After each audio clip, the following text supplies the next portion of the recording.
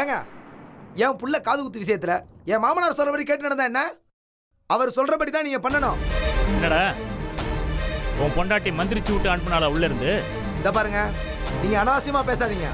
உங்களுக்கு நார் கோயில் தான் வைக்கணும்னா தாராளமா வச்சுக்கோங்க. ஆனா அதுக்கு முன்னாடி எங்க பேர குழந்தைக்கு எங்க மரப்படி எங்க இஷ்டப்படி பண்ணிக்கிறோம் நாங்க. அப்புறம் அவங்களை எங்க ஒன்று வச்சாலும் எங்களுக்கு அதை பத்தி கவலை இல்லை. ஐயா அப்படி இல்லைங்கய்யா, ஆனந்தி குழந்தைக்கு தானே முதல்ல காது குத்துறதா முடிவு பண்ணோம். இந்த காது குத்து முடியட்டும், அதுக்கப்புறம் எல்லாரும் தனித்தனியாக தான் போக போறீங்க. நீங்க ஒத்துமையா இருப்பீங்கன்னு எனக்கு சுத்தமா நம்பிக்கை இல்லை. காது குத்துற வரைக்கும் கொஞ்சம் எந்த பிரச்சனையும் இல்லாம இருங்க. டேய் உன் கால்ல வேணும்னா என்ன இது?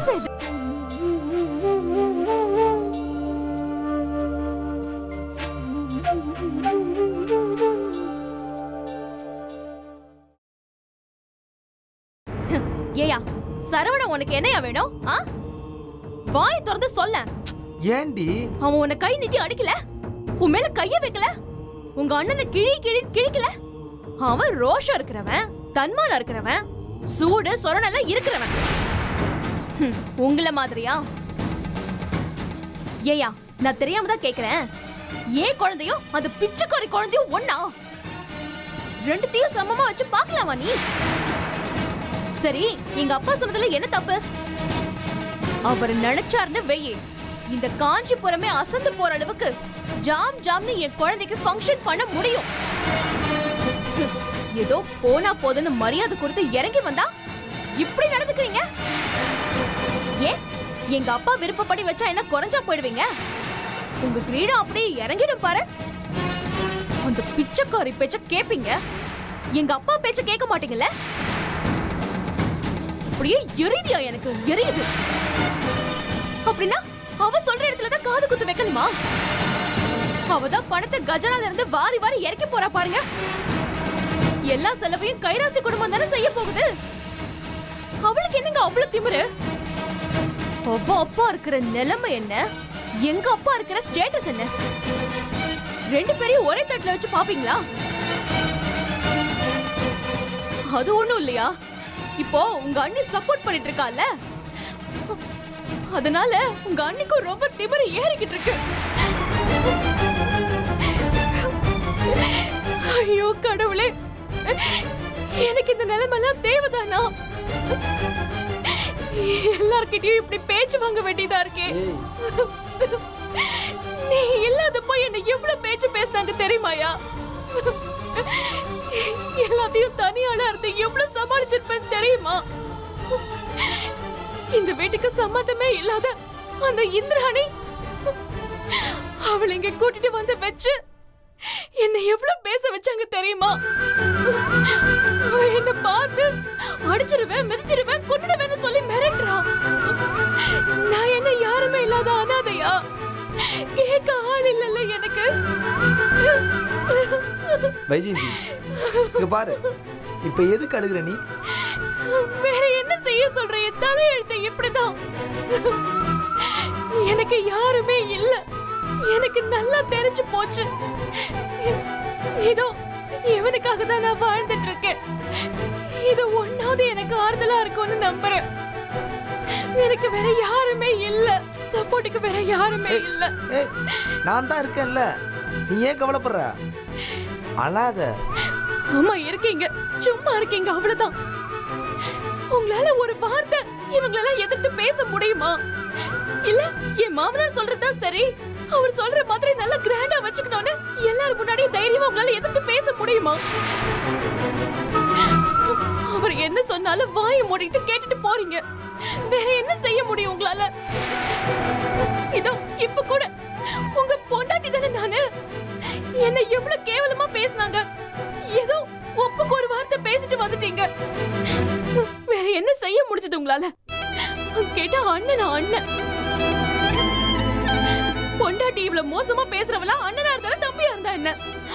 அப்பனா இருந்தா கூட வெட்டி போட்டுக்கணும்ல நீங்க. இந்த உலகத்துல கட்டின பொண்டாட்டி எவனாவது ஒருத்த தப்பா பேசினா எந்த ஆம்பளையாலையும் பொறுத்துக்க முடியாது. ஆனா எங்க என் நிலைமை இப்படி புலம்ப வேண்டியதா போயிடுச்சு. என் புருஷனுக்கு அவ்வளவுதான் வக்கு. என்ன பண்றது? எல்லாம் என் தலை எழுத்து. ஏய் என்ன அந்த ஆளை போய் அடிக்கணுமா? சொல்லு, நான் தான் உனக்கு சப்போர்ட்டா இருக்கேன்னு சொல்றேன்ல, அப்புறம் என்ன? அட போங்க. பெருசா நம்ம பையனோட காது குத்து, அத கூட ஏன் விருப்பப்படியோ இல்ல எங்க அப்பாவோட விருப்பப்படியோ நடத்த முடியல உங்களால. அப்புறம் என்னங்க உங்க சப்போர்ட்? பெரிய சப்போர்ட். அத நியாயமா கேட்டா உங்க அண்ணி என்னென்னமோ பேசிட்டு இருக்காங்க. அதையெல்லாம் கேட்டு வேற நீங்க சும்மா இருக்கீங்கல்ல. என்ன பண்றது? அவ்வளவுதான், அவ்வளவுதான், எல்லாமே முடிஞ்சு போச்சு. ஏய் இருந்த வர அண்ணா, அண்ணா, அண்ணா, அண்ணா,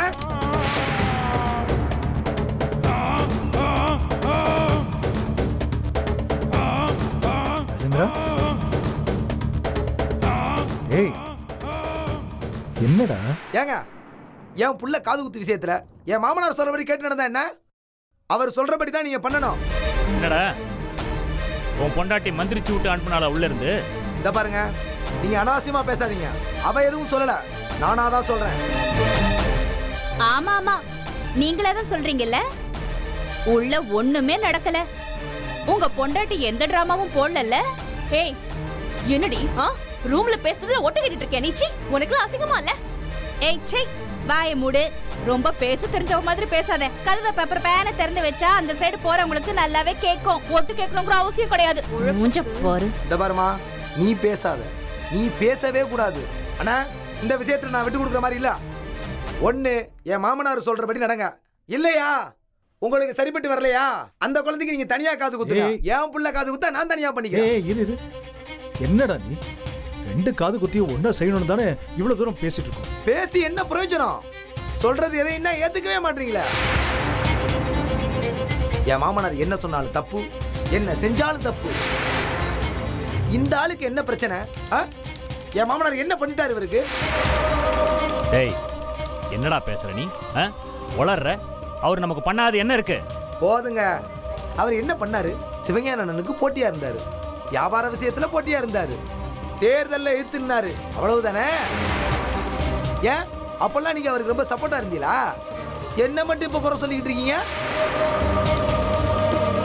அவராவது நேர்ல நின்று எதிர்த்தாரு, ஆனா நீங்க கூடவே இருந்துல கழுத்தறுத்தீங்க. டேய் யாரா கழுத்தறுத்தது? இருப்பா இருப்பா. ஏய் போதும், பழச பத்தி யாரு எதுவும் பேச வேண்டாம்.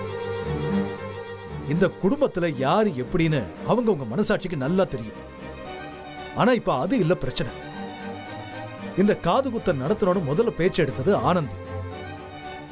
அவ ஆசைக்காக தான் நாங்க தனியா பண்ணலாம்னு முடிவெடுத்தோம். ஆனா ஆனந்தியை விட வைஜெயந்தி தான் இந்த வீட்டுக்கு மூத்த மருமகள். அந்த முறையா அவ அப்பாவை போய் பார்த்து பேசணும். அவர் யோசிச்சு சொல்றேன்னு சொன்னாரு. அவர் முடிவை சொல்லட்டும், அதுக்கப்புறமா நம்ம முடிவெடுப்போம். அதுக்குள்ள நீங்க எதுக்காக இப்படி அடிச்சுக்கிறீங்க? இவர் தான் பிரச்சனை பண்றாரு, எதுக்கும் ஒத்து வர மாட்டாரு. ஆமாண்டா, ஒத்து வர மாட்டேன், ஒத்து வரவே மாட்டேன். இங்க பாரு, நீ காது குத்துக்கு வரணும்னு எந்த அவசியமும் கிடையாது. ஆமா நான் கேக்குறேன், நீ இதுல கலந்துக்கணுங்கிறதுக்கு என்ன அவசியம் இருக்கு? இதுல என் மாமனாரு கலந்துக்க போறாரு, அவங்க சைட்ல இருந்து தாய்மாமா முறையா அவங்க செய்ய போறாங்க, என் சைட்ல இருந்து அண்ணன் அண்ணி வந்துட போறாங்க, மத்தவங்கள நான் கூப்பிட்டுக்குவேன், அவங்க வரட்டும். ஆனா நீ வந்துதான் காது குத்து நடக்கணுங்கிற அவசியம் இல்ல, புரியுதா? உன் இஷ்டத்துக்கு எல்லாத்தையும் வளைக்க நினைக்காத. இப்ப நான் என் இஷ்டத்துக்கு எதையுமே வளைக்கல. இதை பாரு, எனக்கும் குழந்தை இருக்கு, அதுவும் பொன் குழந்தை. மறுபடி பார்த்தா உனக்கு நான் தான் மூத்தவன், அதுக்கு தான் முதல்ல காது குத்தணும். ஆனா நான் அப்படி சொன்னேன்னா? இப்ப குத்தணுங்கிற அவசியம் இல்ல, அதனால நீ சொல்லல. இல்லைன்னா உன் பொண்டாட்டி எங்களை சும்மா விட்டுருப்பாங்களா? என் பொண்டாட்டிக்கு மாமன் முறை செய்ய ஆள் இருக்கு, உன் பக்கம் அப்படி யாரும் இல்ல. அதனால ஆள் கிடைக்கிற வரைக்கும் கொஞ்சம் வெயிட் பண்ணுங்க, சரியா? என்ன பட்டுன்னு அப்படி சொல்லிட்டீங்க? நோ நோ நோ நோ, நானும் வளர்மதியும் பிரதர் அண்ட் சிஸ்டர் மாதிரி. சோ நாளைக்கே என் மாமா போட்டுக்கு காது குத்துருந்து வந்தா நான் தான் தாய் மாமா வர செய்வேன். அதுக்கு முதல்ல கையில காசு வேணும். சும்மா மொர மொரன்னு வாயிலே சொல்லிட்டு இருந்தா பத்தாது. கவிதா போதும், கொஞ்சம் நிறுத்துறீங்களா? பார் சண்முகம், நான் சொல்றத தயவு செஞ்சு புரிஞ்சுக்கோ. இது சரவணம் பையனுக்கும் ராஜேந்திரன் பையனுக்கும் நடக்க போற விசேஷம். அதாவது உன் தம்பி குழந்தைகளுக்கு நடக்கிற விசேஷம். அதை சிறப்பா நடத்த வேண்டிய பொறுப்பு உனக்கு நிச்சயமா இருக்குப்பா. பாரு, எதையும் மனசுல வச்சுக்காம இதை நல்லபடியா நடத்தி முடிக்கணும். இல்லண்ணே, இவன் இல்லப்பா, வேண்டாம். நம்ம எவ்வளவோ பிரச்சனைகளை பார்த்துட்டோம். இத பெருசுப்படுத்த வேண்டாம். இத என்னோட வேண்டுகோளா நினைச்சுக்கோ. நான் வேற எதையுமே உங்ககிட்ட கேட்கல. இது அடுத்த தலைமுறையில நடக்கிற விசேஷம். இதுல நம்மளால எந்த தடையும் வந்துடக்கூடாது. என் பேச்ச நீங்க கேட்பீங்கன்னு நம்புறேன். இந்த காது குத்து முடியட்டும். அதுக்கப்புறம் எல்லாரும் தனித்தனியா தான் போக போறீங்க. நீங்க ஒத்துமையா இருப்பீங்கன்னு எனக்கு சுத்தமா நம்பிக்கை இல்லை. காது குத்துற வரைக்கும் கொஞ்சம் எந்த பிரச்சனையும் இல்லாம இருங்க. டேய், உன் கால்ல வேணும்னா என்ன பண்ணிட்டு இருக்கீங்க? இதுல என்னப்பா இருக்கு? ஒரு நல்ல காரியம் நடக்க கால்ல விழுறதுல தப்பே இல்லை. கெட்டதுக்காக காலை வாடுறதை விட நல்லதுக்காக கால்ல விழலாம்ப்பா, தப்பே இல்லை. அண்ணா, என்னால இதுல எந்த பிரச்சனையும் வராது. உங்களுக்கு என்ன தோணுதோ அதை செய்யுங்க. சத்தியமா சொல்றேன்.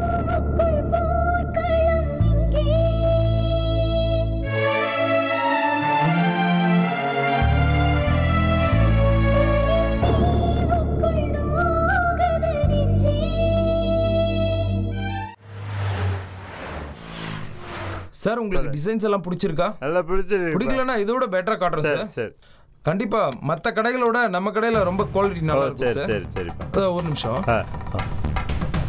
அப்பா இருக்காரா? இருக்காரு. ஒரு நிமிஷம் இங்கே வெயிட் பண்ணுங்க.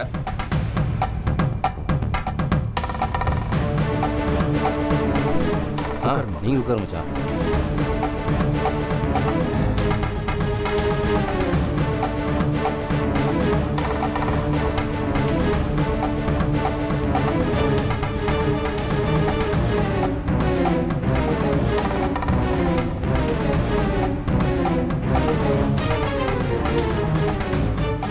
அப்பா வர சொல்லிட்டாரு, வாங்க. வாங்க மச்சான்.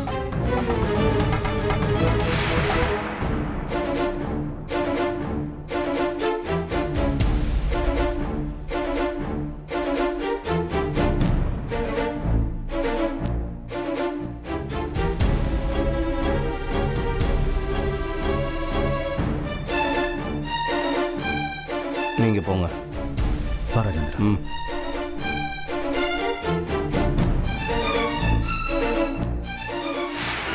ஐயா வணக்கம். என்னப்பா? வணக்கம். இல்ல, காது குத்து விஷயமா அன்னைக்கு பேசிருந்தோம்ல, இடத்த யோசிச்சு சொல்றேன்னு சொல்லியிருந்தீங்க. அதான் கேட்டு போலான்னு. அதுக்கு ஏன்பா நீ வந்துட்டு இருக்க? என் மாப்பிள்ளை அனுப்பிச்சா நான் சொல்லிட்டு போறேன். இல்லைங்க, அப்படி இல்லைங்க. இவர் எதை செஞ்சாலும் முறையா செய்யணும்னு ஆசைப்படுறாரு. அப்படி செஞ்சும் குத்தம் குறையா தானே பாக்குறாங்க. ஏல ஆளை பாரு, ஆளை விளக்கண்ண. இவன் யாருல இவன்? உன் வண்டவாளம் தெரியாது, கூடவே சுத்தி திரியாக்கும். நீ என்ன ஆளு, என்ன பண்ணிட்டு இருந்தா, என்ன இலவந்தா எல்லாம் தெரியுமேடா. கரெக்டுப்பா. இவரெல்லாம் ஒரு காலத்துல எங்ககிட்ட என்னென்ன பேசியிருக்காரு தெரியுமா? உங்களுக்கு ஆப்ப வைக்க 1000 காரியத்தை பண்ணியிருக்காரு. ஆனா இன்னைக்கு உங்களுக்கு ஜாலரா போட்டுக்கிட்டு உங்க கூடவே சுத்திட்டு இருக்காரு. இந்த பாருங்க, நான் அதை பத்தி எல்லாம் பேசுறதுக்கு வரல. இப்போ நீங்க சொல்லுங்க, எங்க வச்சு நடத்தலான்னு இருக்கீங்க? அதான்ப்பா யோசிச்சு பார்த்தேன். நம்ம காஞ்சிபுரத்தில் இல்லாத கோயிலா? அதான் வாலாஜபத்தில் ஏற்பட்ட கோயில் இருக்க, அங்கதான் நமக்கு வேண்டியவங்க இருக்காங்க. இப்போ நம்ம குழந்தை நல்லா ஆரோக்கியமா நல்லபடியா வரணும். தன்வந்திரி கோயிலை வச்சு பேசாம காது குத்த வச்சுக்கிடும். என்னங்க நீங்க திடீர்னு பொசுக்குன்னு தன்வந்திரி கோயில முடிவு பண்ணிட்டா? எங்க சைடுல நாங்க எதுவும் யோசிக்க வேண்டாமா? என்ன தண்ணி யோசனை பண்ண போறோம்? யோசனை அப்புறம் என்ன விளக்கண்ண? அந்த ஆணை சொன்ன மாதிரி நார் கோயில். ஏண்டா நார் கோயில் தானடா, அங்க விட்டு வைக்க சொல்றியா? இதெல்லாம் சரிப்பட்டு வராது. உங்களுக்கு நார் கோயில் தான் வைக்கணும்னா தாராளமா வச்சுக்கோங்க. ஆனா அதுக்கு முன்னாடி எங்க பேர குழந்தைக்கு எங்க மரப்படி எங்க இஷ்டப்படி பண்ணிக்கிறோம் நாங்க. அப்புறம் அவங்களுக்கு எங்க ஒன்று வச்சாலும் எங்களுக்கு அதை பத்தி கவலை இல்லை. ஐயா அப்படி இல்லைங்கய்யா. ஆனந்தி குழந்தைக்கு தானே முதல்ல காது குத்துறதா முடிவு பண்ணோம். இதெல்லாம் நடந்துட்டு இருக்கும்போது உங்க பொண்ணு வைஜெயந்தி தான் வந்து என் பிள்ளைக்கும் காது குத்தணும்னு பிரச்சனை ஒண்ணுச்சு. எல்லாரும் சேர்ந்தா 2 குழந்தைக்கும் காது குத்தலான்னு முடிவு பண்ணோம். இப்ப ஆனந்தி குழந்தைக்கு 2வது பண்ணிக்கன்னு சொன்னா எந்த விதத்திலேயே நியாயம் சொல்லுங்க. நியாயம் இல்ல என்னத்தல கண்டா நியாயம் இல்லைன்னு இவன் வேண்டா விளக்கண்ண இங்க வந்து பேசிட்டானே நான் இவன். நீ பேசாம இருல சிவஞான பேச மாட்டான் பேசுறான் பாரு. ஏலா இந்த பாருல முடிஞ்சா பண்ணுங்க இல்ல வேண்டாம். நான் யாரையும் கட்டாயப்படுத்தல. எங்களுக்கு தெரியும் எங்க பேருக்கு எப்படி பண்ணணும் தெரியும். ஜாம் நல்லா பண்ணி தொலைவானாங்க. அதான் இருக்காங்களா இந்த 2 தண்டை பசங்க தாய் மாமன் இருக்கானுல்ல அவனுக்கு பண்ணிக்கிடுவானுங்க. நாங்க காது ஊத்த வச்சா வரமாட்டான அந்த மாப்பிள்ள. இந்த பாருங்க நீங்க யாருமே விளையாட்டாலும் எங்களுக்கு அதை பத்தி கவலை கிடையாது. நீங்க ஏதோ முறைப்படி வந்து என்கிட்ட கேட்டீங்க. நான் மரியாதைக்கு ஏதோ சொல்றேன். இல்ல இதெல்லாம் நாங்க பாத்துக்கிடுவோம். நாங்க பாத்துக்கிடுவோம் நல்லா பாத்துக்கிடுவோம். நாங்க இல்லைங்க ஒரு நிமிஷம் நீங்க சொல்ற மாதிரியே வச்சுக்கலாம். நான் எதுக்கும் வீட்டில் போய் கலந்து பேச சொல்றேன். சரிதானா இந்த பாரு வீட்டில் போய் பொம்பளைகிட்ட கேட்டுதான் முடிவு எடுக்கணும்னா இந்த விளக்கண்ண விளங்கவே விளங்காது. இப்ப நான் என்ன என் பொண்ணுகிட்ட கேட்டா முடிவு எடுக்கிறேன். நானு எதுக்கு எடுத்தாலும் பொம்பளைகிட்ட பொண்டாட்ட கேட்கணும் மாமியாட்ட கேட்கணும்னா என்ன அர்த்தம்? இது பொம்பளைகிட்ட கேட்டு பண்ற எந்த விவரமும் எந்த விளக்கணையுமே விளங்காதுங்கிறானா? அப்படி இல்லைங்க அவங்க கிட்ட கலந்து எடுக்கிற முடிவு என்னைக்குமே நல்லதா தான் முடியும். என்ன கன்றாவியோ இந்த பொம்பளைக்கு பயப்படுறவனுக்கு தான் ஊர்ல பெரியவனுங்களா தெரியுறானுங்க. என்னத்தை சொல்றது? இந்த பாருங்க பயப்படுறது வேற மரியாதை கொடுக்கறது வேற. நான் என் பொண்டாட்டிக்கு மரியாதை கொடுக்குறேன். என் கூட போறது தங்கச்சிகளுக்கு மரியாதை கொடுக்குறேன். அதே மாதிரி இந்த வீட்டுக்கு வாழ வந்திருக்கிற பொண்ணுங்களுக்கும் மரியாதை கொடுக்குறேன். அவங்க உணர்வுகளை நான் மதிக்கிறேங்க. இப்பவும் கூட உங்க பொண்ணு சொன்னதை மதிச்சதுனாலதான் நான் இவ்வளவு தூரம் உங்ககிட்ட பேசவே வந்திருக்கேன். சரிப்பா நல்லா பேசுற. உன் அப்பா மாதிரியே நல்லா பேசுற. சரி போ பேசி பாரு போ. ஒத்து வந்தா பாப்போம் இல்லைன்னா நாங்க பாத்துக்கிறோம். இல்லைங்க இப்ப நீங்க சொன்னதையே முடிவா வச்சுக்கலாம். அவங்க கிட்ட நான் இதை ஒரு தகவலா வச்சு தான் பேச போறேன். எனக்கு எந்த ஆட்சேபனையும் இல்லை. நீங்க ஏற்பாடுகளை பண்ணுங்க. போல வரோங்க வரோங்க.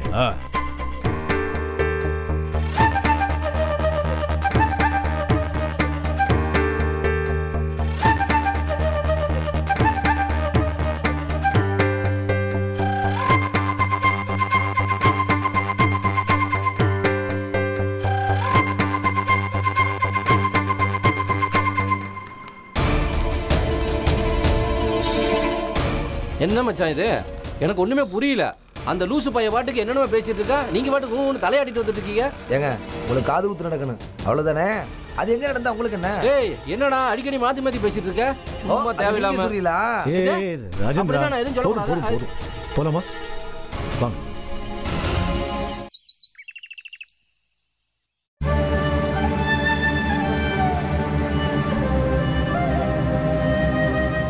மீனாட்சி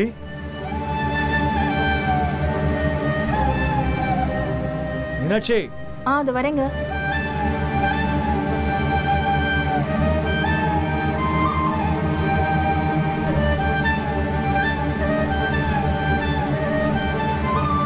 ராஜேந்திரா தம்பி இந்த வர நீ.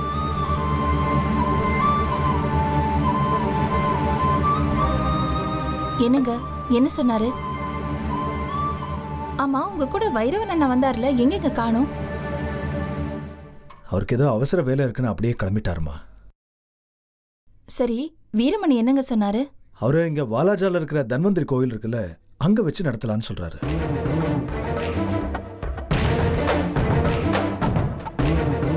அவர் சொந்த பந்தங்களெல்லாம் கூப்பிட்டு கொஞ்சம் பெருசா நல்லா செய்யணும்னு ஆசைப்படுறாரு.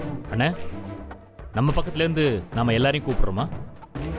இல்லப்பா நம்ம பக்கத்துல இருந்து யாரையும் கூப்பிட்டு விசேஷத்தை செய்யணும்ன்ற எண்ணம் எனக்கு இல்லை. நெருங்கின சொந்தத்தை கூப்பிட்டு செஞ்சாலே போதும். மறுபடியும் எல்லாரையும் அழைக்கணுங்கிற ஆசை எனக்கு இல்லை. இப்போ இருக்கிற சூழ்நிலையில நமக்குள்ள இருக்கிற பிரச்சனை இந்த விசேஷத்துல ஏதாவது ஒரு வகையில வெளிப்பட்டு அதனால நம்ம குடும்பத்துக்கு கெட்ட பேர் வருதுல எனக்கு துளி கூட இஷ்டம் இல்லை. உமா கல்யாணத்திலேயே நம்ம நிறைய பட்டாச்சு. அதுவே என் மனசுல இருக்கு. போதும்பா அதுவே போதும்பா. அந்த சங்கடம் இன்னொரு தடவை வந்துடக்கூடாது.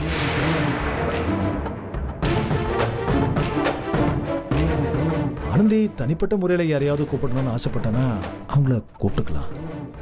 என்னம்மா, யாரை கூப்பிடணும்னு சொல்லு. இல்ல மாமா, அப்படியெல்லாம் யாரும் இல்ல. எனக்கு இருக்கிற ஒரே ஒரு ஆசை, எங்க பூர்வீக இடத்துல வச்சு குழந்தைக்கு காது குத்தணுங்கிறது தான். ஆனா பாருங்க, எல்லாத்தையும் ஒன்னா கோர்த்து கொண்டு வந்து வச்சா அந்த வீரமணி என்னமோ அவங்க வீட்டு விசேஷமாக்கிட்டாரு. நாமெல்லாம் அங்க போய் ஒரு ஓரமா நின்னு வேடிக்கை தான் பார்க்க போறோம். அது ஒண்ணுதான் மாமா எனக்கு வருத்தமா இருக்கு. என்ன உன்னை யார் இப்ப கேவலப்படுத்தினாங்க? இன்னும் சொல்ல போனா எங்களை மாதிரி பணக்கார குடும்பத்தோட பழக்க வச்சுக்கிறது உங்களுக்கு தான் பெருமை, அது தெரிஞ்சுக்கோ. ஏய், என்ன பெருமை? என்ன பெருமை இருக்கு? காசு இருந்தா போதுமா? நல்ல மனசு இருக்கணும், அதை புரிஞ்சுக்கோ. ஏய், அத நீ சொல்றியா? சும்மா ரெடி, நான் தான் பேசுவேன்.